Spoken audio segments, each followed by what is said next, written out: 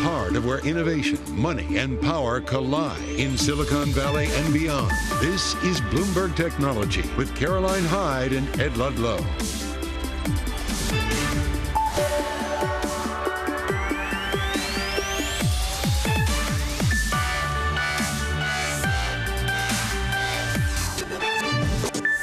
I'm Caroline Hyde at Bloomberg's World Headquarters in New York. And I'm Ed Ludlow in San Francisco. This is Bloomberg Technology. Coming up, Apple shares slide for a fifth day. That's as the iPhone maker sees a big drop in China sales to start off the week. With the stock in correction, we'll break down everything you need to know. Plus, we stay with China as AMD faces a US roadblock in selling its artificial intelligence chips in the Chinese market. Bloomberg exclusive ahead. And Bitcoin, it hits a fresh record for the first time since its peak back in November 2021. We'll have full coverage of the digital currency market and those meme coins caught up in the rush. There's so much more going on throughout this hour. Let's first check in on these markets because, Bitcoin's up, but the rest of the market still trying to digest some of the run-up that we've seen in particularly the AI-related names. And we focus in on what is some mixed economic data today, the US showing some services weakness. And we look ahead to testimony coming from Jay Powell on the Hill, his semi-annual experience over in terms of the politicians. What will the grilling mean? How much will he be reticent to say that they're looking at those rate cuts anytime soon? We're looking at 1.8% down on the NASDAQ now, so big tech feeling some of the big pain as we talk China, Ed. I want to focus the line on what's happening in China. These, of course, the traded names here in the United States with the Golden Dragon Index off by a percentage point as we see a 5% growth perspective coming from China. That target, how will they get there? And ultimately, what is the debt that they're going to be issuing, fueling in terms of the focus on AI, on technology coming from China? Not enough to buoy the stocks today in the Chinese names. I'm looking at the 10-year yield off by 7 basis points as we anticipate the Fed and Jay Powell's speech. Move on, have a look at what is happening in the asset class that we need to discuss a little bit today. Bitcoin does manage to hit that all-time high. We're above 69,000, happened at just after about 9 a.m., 9:30, 10 a.m., but we're looking at a 66 back to at the moment. Some profit taking as we hit that psychological level. Already we've seen the market capitalization eclipse that of 2021 because, of course, there's more Bitcoin in supply and they are worth up 69,000. We're currently up 9.9%, as we'll see over the course of what has been a mega run throughout 2024 in particular. 2023, though, they were in the doldrums of 2022, but we are back at that level that we hit in November 2021. Ed, what are you watching on the micro? There is a lot in the news flow that is hitting technology shares. Tesla down almost 5%. A fire near its Berlin plant has halted production. Officials are investigating if arson was the cause of that fire. That's one news item. The other is data out of China that's a little softer, showing that maybe growth in China sales for Tesla not as strong. That stock under pressure. Two other big stories we're watching. We're going to head to DC in just a minute. Bloomberg reporting that US officials are going to block AMD selling a made-for-China lower spec GPU or AI accelerator. It's something similar to what NVIDIA did, and that seems to be weighing on shares too, down 1.8%, but in line with the broader market. Then you have Apple, down 2.8%, trading at its lowest level since October. We have data from Counterpoint Research, and that data shows that in the first 6 weeks of 2024, sales of the iPhone in China fell 24% year on year compared to that same 6-week period a year ago. I want to bring in Bloomberg's Mark Gurman and go through this data because the data also shows that other handset makers had a surge in sales. And so therefore, the market share picture in China, Mark, is changing with Apple dropping below 16% and Huawei now back above 16%. What's going on? You know, this is hugely significant. We've known for a couple quarters now that Apple has been running into roadblocks in China. Certainly that new Huawei phone has been very popular, that new Mate device with the locally designed processor. We've known for a while there's been this sense of renewed nationalism in China where people are, maybe putting Apple purchases a little bit on the back burner and focusing on purchases from stateside companies. They also have been there's been some bans in some organizations owned by governments, government entities, where they don't want American-made devices. They don't want Korean-made devices like Samsung, so the impact has been there. But what's so interesting about this first 6 weeks number is that it's actually a little bit worse than it seems on the surface, right? let's do a comparison. So what happened last year? The iPhone 14 Pro came out. Now, obviously, that was not as significant of an update as the iPhone 15 Pro. So from that perspective, you'd think that, a nicer phone, new design, titanium, that would sell better. But then we also remember that there were no supply chain issues this year. And last year, there were significant supply chain issues. There was a lot of pent-up demand for the iPhone in the first 6 weeks of 2023 because you really couldn't find an iPhone 14 Pro or Pro Max at the tail end of 2022. So not only is Apple down, they're down in comparison to a phone that was not as big of an upgrade, and they're down when there was so much pent-up demand. Yeah. For this device. So clearly not a terrific situation here, but I do see some momentum shifting. The iPhone 16 Pro is going to launch later this year. There are some cool new camera features that could excite that market. The other thing to note is that the Apple Vision Pro mixed reality, that's a pretty popular technology in China and in Asia in general. And I expect China to be one of the first markets to get that headset. So it's not all bad for Apple in China. There is going to be a little bit of a shift here, I think, later in the year. I mean, thus far, this data coming from Counterpoint, it's their narrative, it's not Apple's. What are we hearing from Apple to try and regain that narrative? You, of course, pushed out a story yesterday about how they've been updating some of their MacBook Airs at the moment, so clearly bringing in faster chips. But we need to hear a little bit more about artificial intelligence as well. Your amazing scoop last week about the fact that they're pulling back on the car, putting their technology experts to work in AGI, more focused, and generative AI.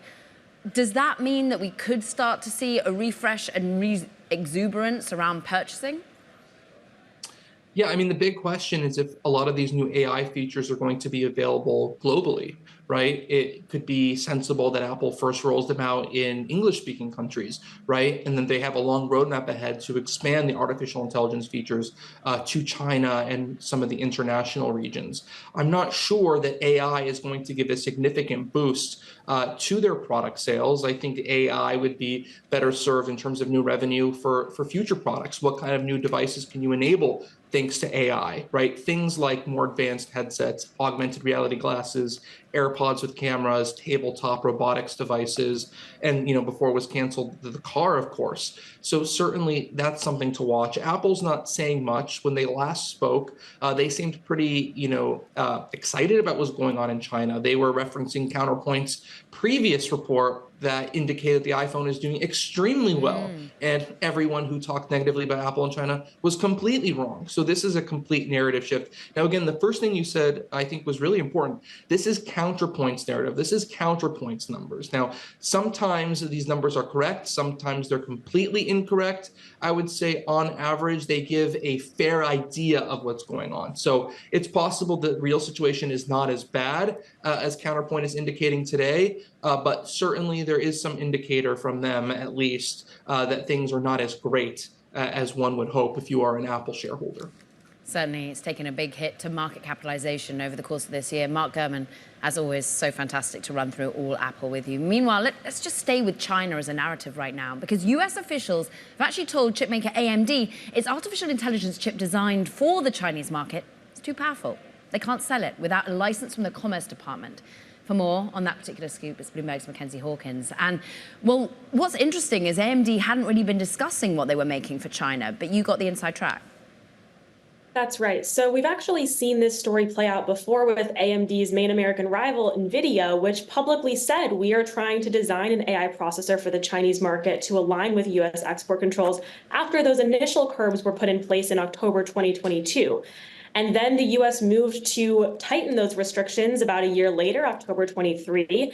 That captured NVIDIA's chip. The U.S. said you can't sell that to Chinese customers. It allows them to develop AI models that pose a security risk.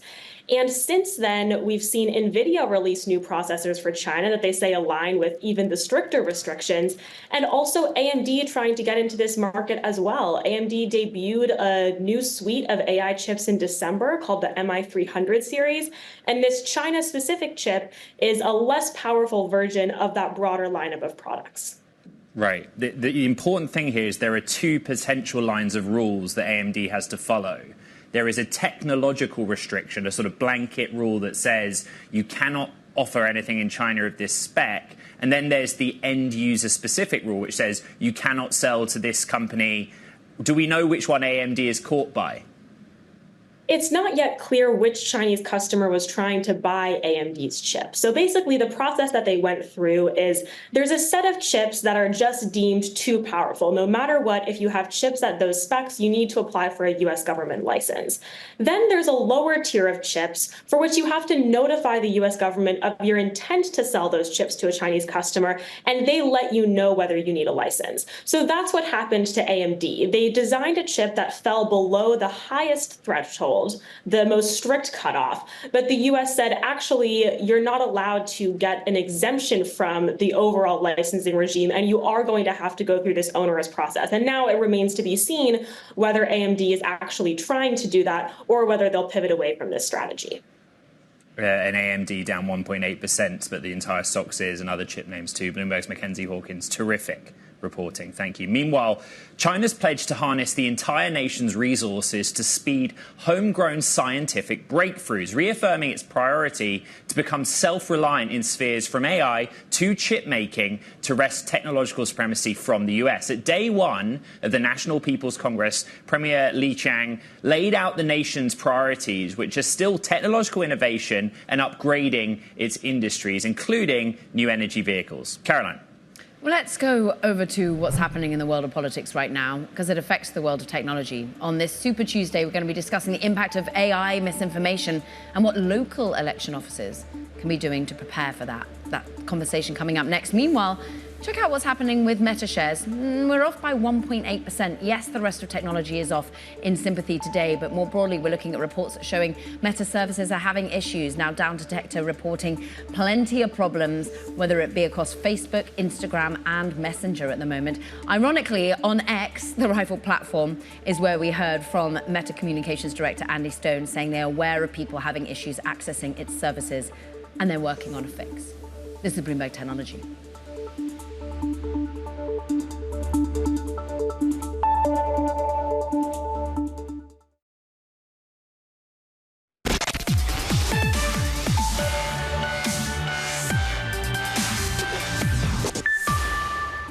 Now, let's get into the latest from today's Super Tuesday primaries and caucuses happening across the country. Bloomberg's Kayleigh Lyons has been very busy in anticipation of this day and throughout it. Kayleigh, what are we bracing for? Well, we're bracing for what could effectively, Caroline, be the start of the general election tonight, because the frontrunner in the Republican primary, Donald Trump, could very well sweep all 15 of these states, which would get him not exactly at, but very close to the 1,215 delegates he needs to secure the nomination. Of course, Nikki Haley still is in the race. She has committed to staying in through the contest today, but it is unclear if her campaign will last beyond today, should she not actually come out as the victor in any of these states. The states to watch for her could be the likes of Vermont, maybe even Virginia. But if she can't win in those states, it's highly unlikely she will be victorious in any others. It's worth keeping in mind that Haley does have financing, theoretically, to continue her campaign as she continually pulls in millions of dollars from donors, $12 million in the month of February. Her campaign says another $1 million so far in March. But mathematically, it just might not be possible for her to secure the nomination after tonight, which means we could be looking down the rematch tunnel here of Trump versus Joe Biden, who also is highly likely to come out on top on all of the Democratic primary states today. Kayleigh, I'm looking forward to joining you and Bloomberg's Joe Matthew this evening with our special show and coverage. When you look at California, right, Trump and Biden basically say, I just want to get it out of the way, get it done, even though it's the most populous state. What's probably more interesting is some of the dollars that originate from the state and some of the initiatives that they're backing. Yeah, absolutely. And the down ballot races specifically, if you look at the Senate primary, for example, this is to replace the late Senator Dianne Feinstein in California. You have 3 Democratic members of the House, Adam Schiff, Katie Porter, and Barbara Lee, who are competing against one Republican, Steve Garvey, who you may know as a former Los Angeles Dodgers player. But California has a jungle primary, which means whichever two get the highest number of votes, be that Democratic or Republican, they are the ones that will advance to the general election in November. And crypto PACs specifically have been throwing a lot of money at this race, specifically throwing money against Congresswoman Katie Porter, spending about $10 million against her, which has actually helped Adam Schiff, who does have some more crypto-friendly language on his campaign website. So that's one of the races to watch. And I would just note, when you're thinking crypto, they're spending money in other states as well, like Alabama and North Carolina. So certainly the industry is trying to advance its objectives through dollars in some of these down ballot races this evening. All right, Bloomberg's Katie Lyons, I'll see you in a few hours for our Super Tuesday coverage.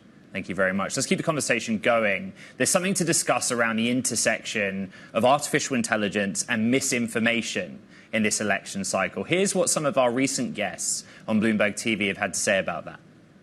Misinformation with artificial intelligence, I think that could be another factor that impacts what's going on around the election. I don't think independent center-right Republicans or Democrats really have any idea about how effective AI can be if it's in the hands of specific individuals that have no moral boundaries. There's sort of the big things, if somebody does that deep fake, whether it's Joe Biden or Trump, then, we're going to be able to find that. You may not even need an algorithm. So what we're seeing also is that the foreign disinformation campaigns could be very effective with AI, with deepfakes specifically. There's much more subtle manipulation that I think we need to watch for.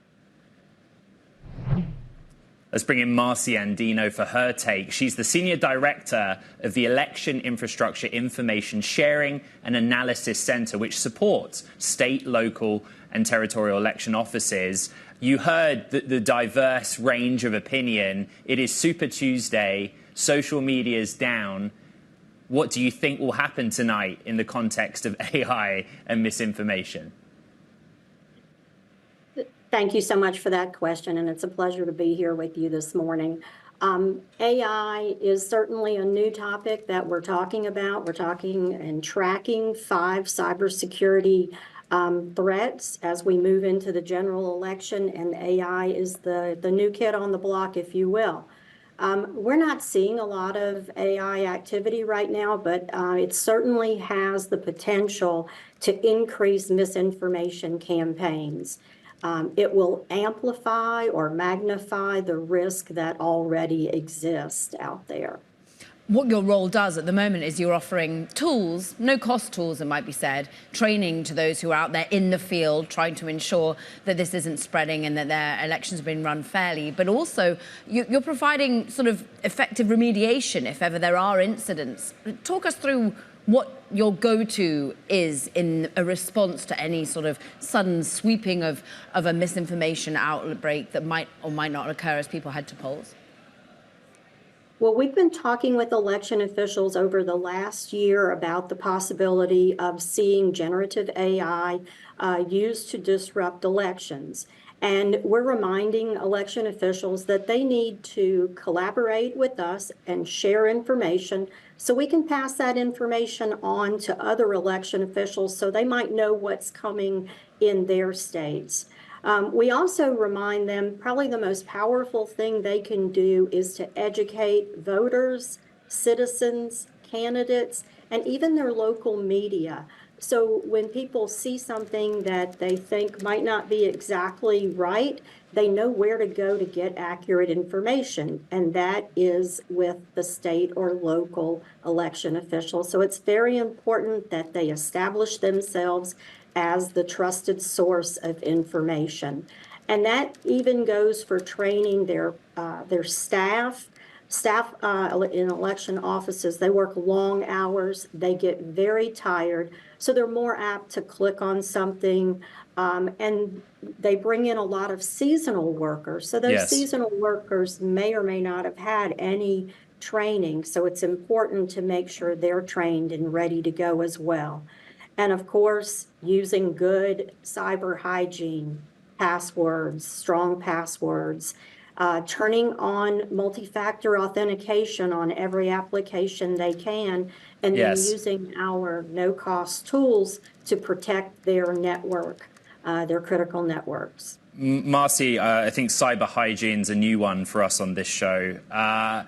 Is there any proof that we are better prepared for this year's election than we were in 2020? Well, the EII-SAC just turned 6 years old, and for the last 6 years, we've been working with election officials across the country and in the territories to raise their cybersecurity posture. We've deployed lots of solutions, cybersecurity solutions that would harden their defenses.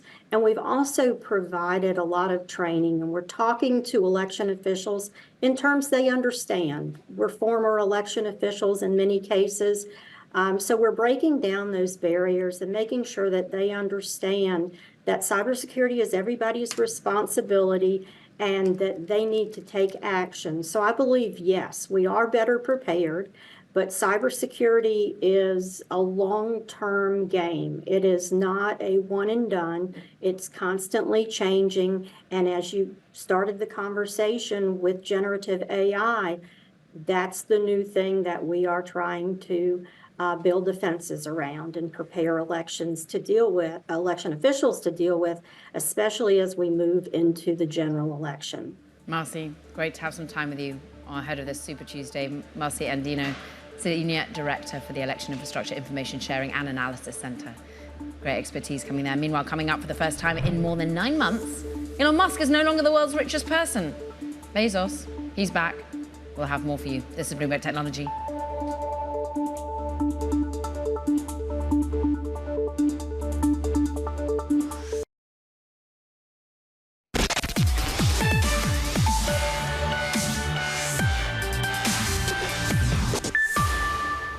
Time now for Talking Tech. First up, Alibaba, spearheading its second major deal in AI this year, leading a financing round of at least $600 million for Chinese AI startup Minimax, as the e-commerce pioneer actually deploying its own capital in pursuit of growth. Now, the 2-year-old firm that it's backed has secured funds from not only Alibaba, but other investors that bring its now valuation to $2.5 billion, according to sources.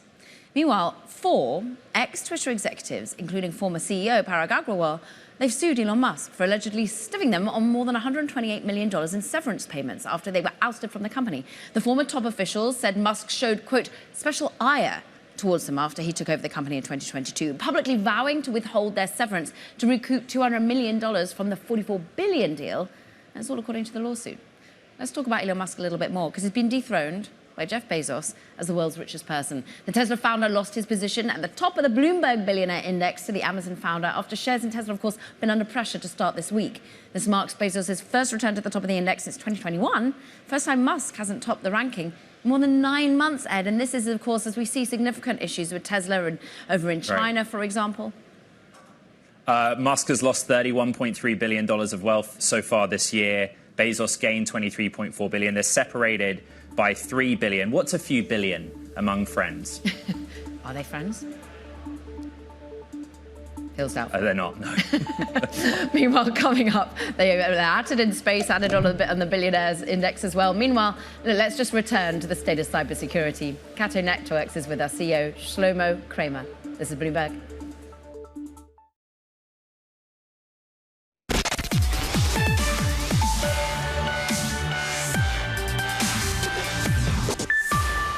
Welcome back to Bloomberg Technology. I'm Caroline Hyde in New York.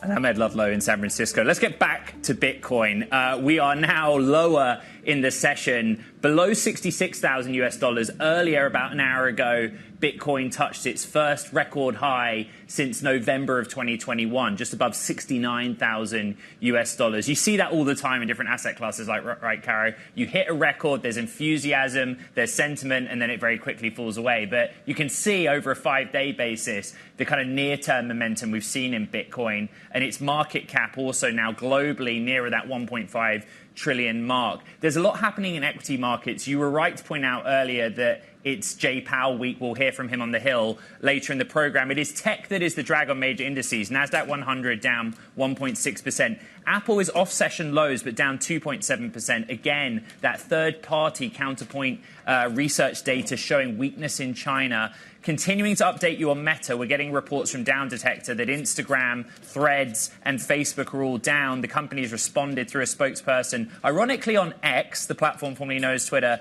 to say they're aware of it. Also, earnings continues. We're at the tail end, but CrowdStrike reports after market. And that brings cybersecurity back into focus. Right now, we've been thinking about cybersecurity in the context of Super Tuesday, the election cycle. Everyone is doing a lot to counter it, but the threats appear to be growing. Let's bring in somebody we're excited to speak to, co-founder and CEO of Cato Network, Shlomo Kramer, a.k.a. the godfather of cybersecurity. Some people have called you that, to be fair. Yeah. I want to start with the election and Super Tuesday. Sure. You know, earlier in the program, we attributed a ramp-up in activity or risk to generative AI. Do you see that across your desk at the moment as well? Absolutely. Generative AI is the next phase in cybersecurity, both from an influencing the opinions as well as industrializing the attacks. So absolutely. And thus you need AI for protection as well. Shlomo, we welcome you to San Francisco. Thank you for having me. How much of the conversation that you're having while you're in town is about the election, or do clients and your peers have other concerns?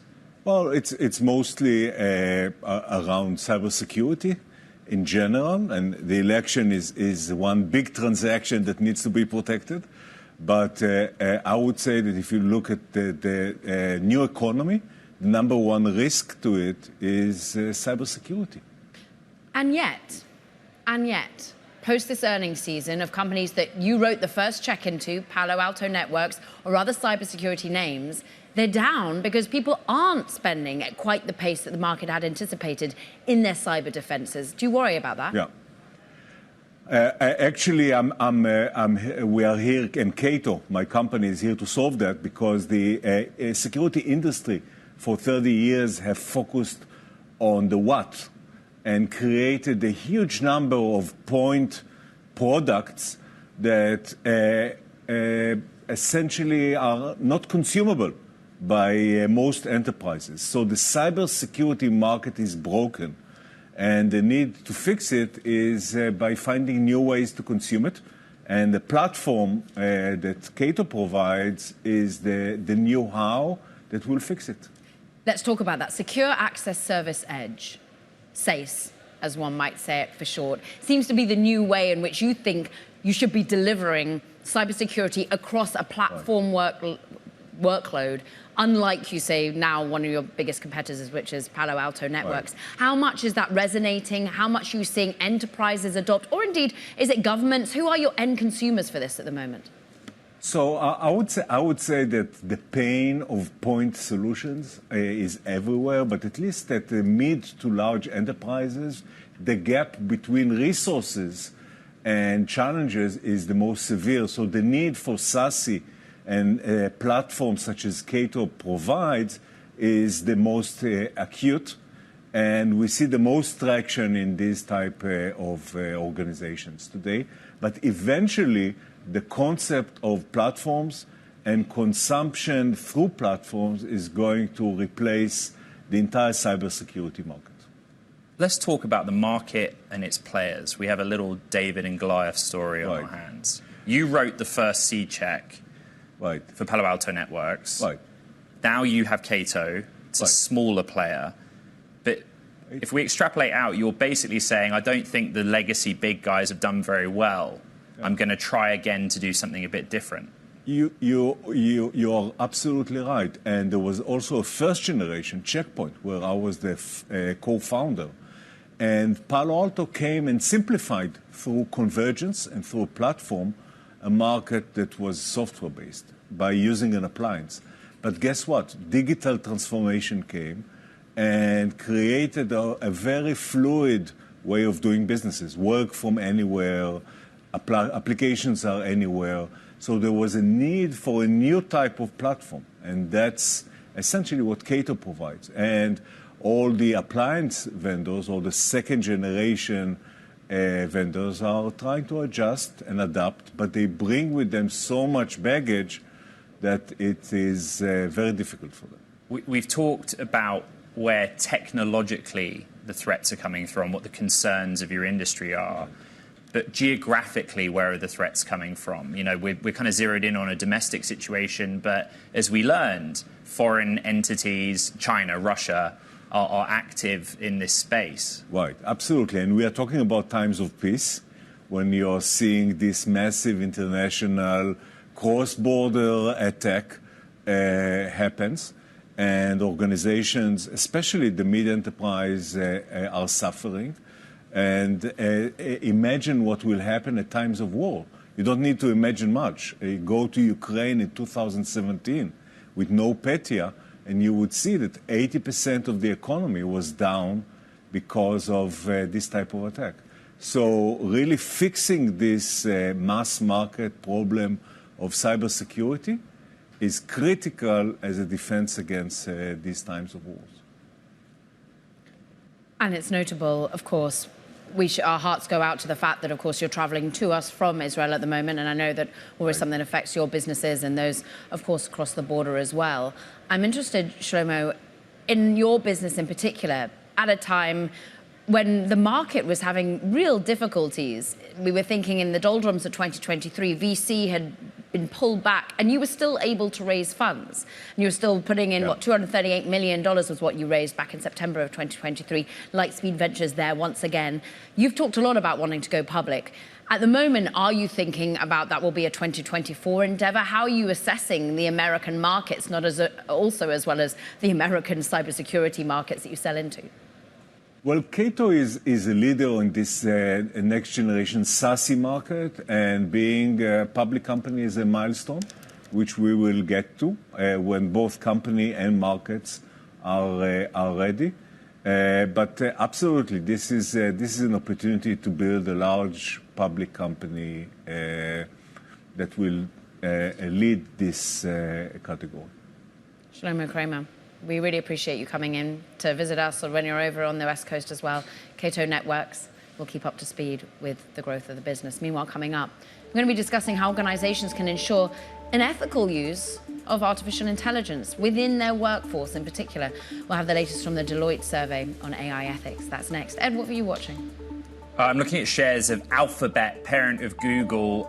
In the first instance, because the Digital Markets Act kicks into effect this week. We've zeroed in on Apple because of their EU fine and the need to compliance. But I'd also bring you a small update that Down Detector is now also saying that YouTube is experiencing outages alongside our reporting that many of Meta's platforms are currently down. The stock down 1.5%. We will keep an eye on all of it. This is Bloomberg Technology.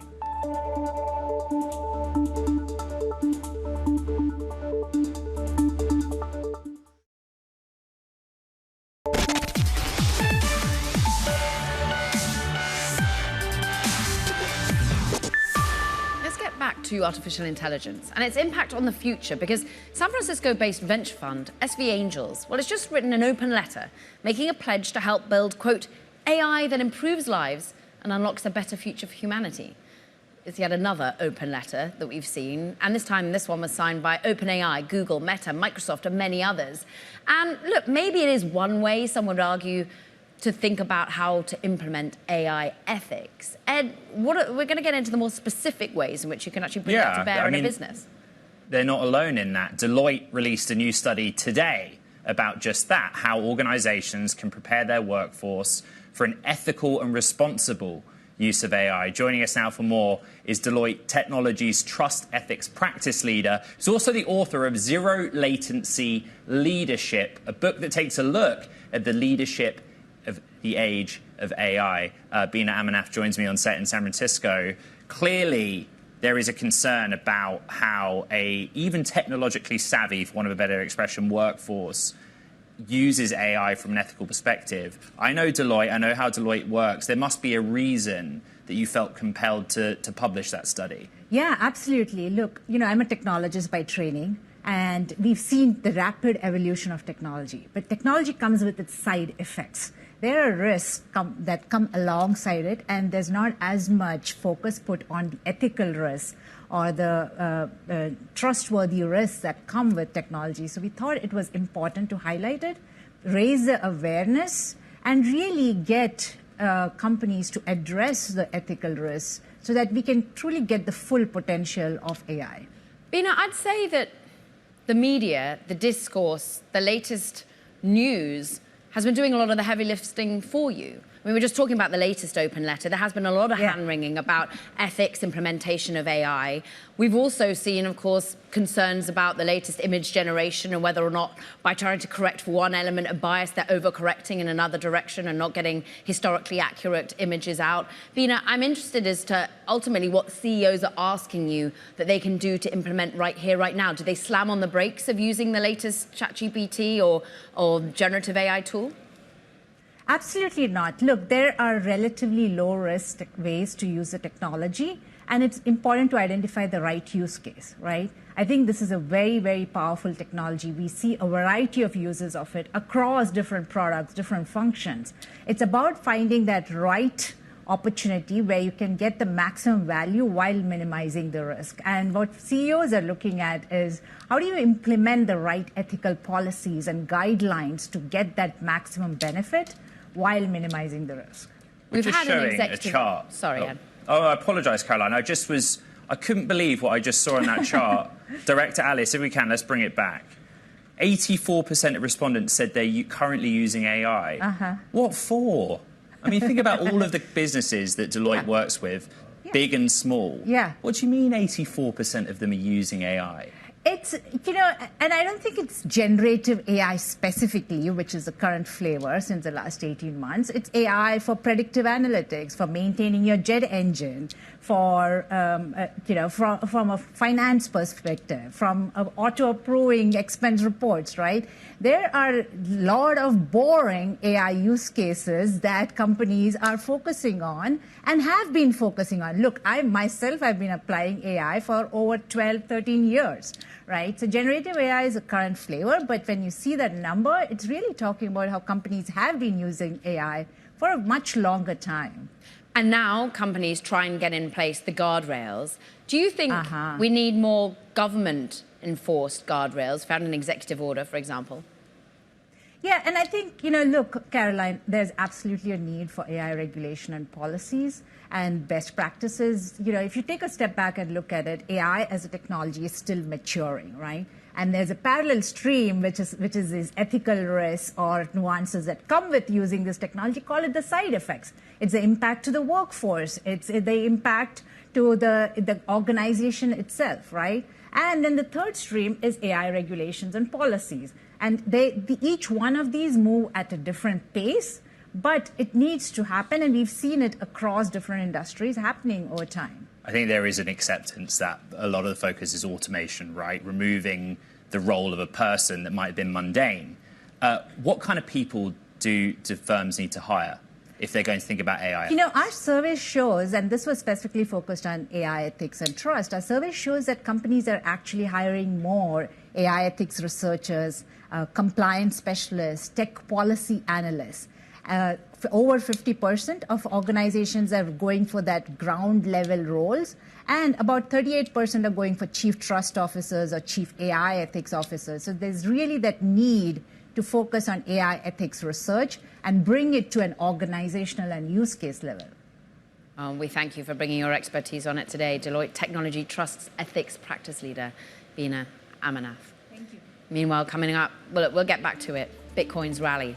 Is it sustainable? Well, clearly it hit a record high. It's just come back down from it. We're going to dig into it with Jalak Jobanputra from Future Perfect Ventures. This is Bloomberg Technology.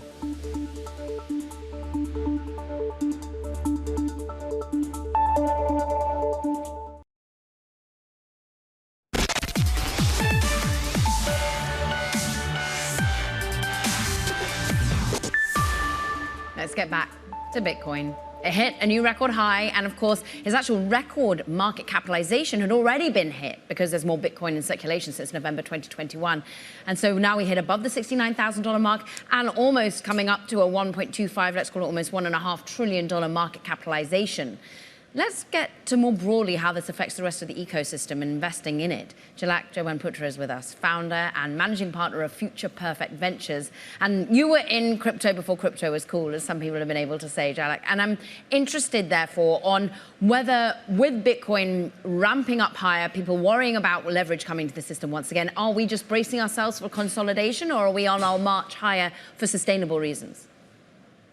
Well, we have a confluence of factors that make this rally different than rallies that we've had previously. I mean, first we had the ETF launches, which were off to a bit of a slow start, but now BlackRock's has been the most successful ETF launch in history, and we've continued to see interest from institutions coming into the sector. BlackRock is also launching a Brazil ETF product for spot Bitcoin. So we're going to see not only the U.S., but the rest of the world continue to have more access. So that shows that we are in a different situation than we were in previous rallies and consolidation. And then we also have the Bitcoin halving coming up, or halvening, as some of us call it, which traditionally constricts the supply of Bitcoin because it reduces the rewards that Bitcoin miners get.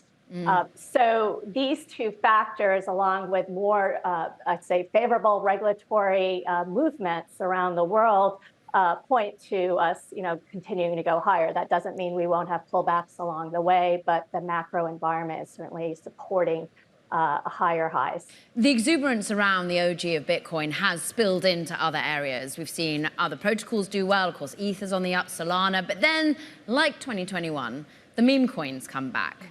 Hat doing particularly well at the moment. Bonk, for example, some ridiculous names, but some of them thinking that there'll be some practical use case. What are the spillover effects? Are you worried about too much exuberance in other more, dicey areas of the market? Look, there's always going to be speculative activity when we see, Bitcoin and Ethereum and some of the blue chips continue to go higher. People are looking for even higher returns with some of these lower liquidity, long tail protocols, and some of them are these meme coins. And that's to be expected. I think investors just need to realize that they're dealing with more volatile assets as they get into these long tails. But we've certainly seen some outsized returns in some of those names that you mentioned. So, there are more long-term holders of Bitcoin, away from inflows, outflows of ETFs, the price. What does that tell you, that data point? Well, I think it shows that longevity of this asset class, that we've seen more and more people moving Bitcoin off of exchanges, which means that they're not going to trade, that they're storing them in highly secure ways, which means that they're looking at this as an asset that could hedge against inflation. I mean, we've seen a lot of back and forth on, are interest rates going to be cut? Are they going to hold steady? Are they going to increase? And Bitcoin provides an asset that is independent of this government policy, and more people worldwide want to hold this. Caroline mentioned you were investing in blockchain startups before it was cool. Has your approach changed over the years in the types of company you now want to back? Well, what's exciting now versus 2013, when I first started investing in the sector, I mean, Bitcoin was really the only publicly traded crypto that you could invest in. And then there were a number of exchanges that we invested in, data analytics companies around crypto assets, but there really wasn't a lot of infrastructure there. And now we've seen 10 years of build out, not only in Bitcoin, but in Ethereum and all these layer twos, the scalability. So I also invested in the early internet in the mid 90s and the late 90s. And back then we couldn't watch videos online. And so in 2013, I say, we couldn't easily access and trade Bitcoin. And now 10 years later, we have ETFs. And so it's very similar progression, I'd say even faster progression as we see the build out. And so, just like, any assets need, custody, right, need market makers. We've seen all of that. And so the opportunity set for investing is even wider than ever before. I mean, we are investing out of our third fund. We'll be out to market with a fourth fund shortly. And we've just seen more and more interest in growth. Jolak Jobanputra, founder, managing partner of Future Poet Ventures. Great to catch up. And we take your word. You were in it before it was cool. Quick update, Caroline. Google's issued a statement saying it's working on a loading issues fix for YouTube. Curious timing that Down Detector says YouTube is down along with those other platforms. Yeah, I mean, across the board, we're seeing Facebook being impacted, Instagram as well. We'll have to see, of course, at the moment, plenty of rather amusing memes coming out of one Elon Musk at the moment, as some of these communications chiefs have to go to X to tell us about the acknowledgement of some of these down issues. But meanwhile, that does it for this edition of Bloomberg Technology. Please check out the podcast. That's where you can find it. From New York and SF, this is Bloomberg.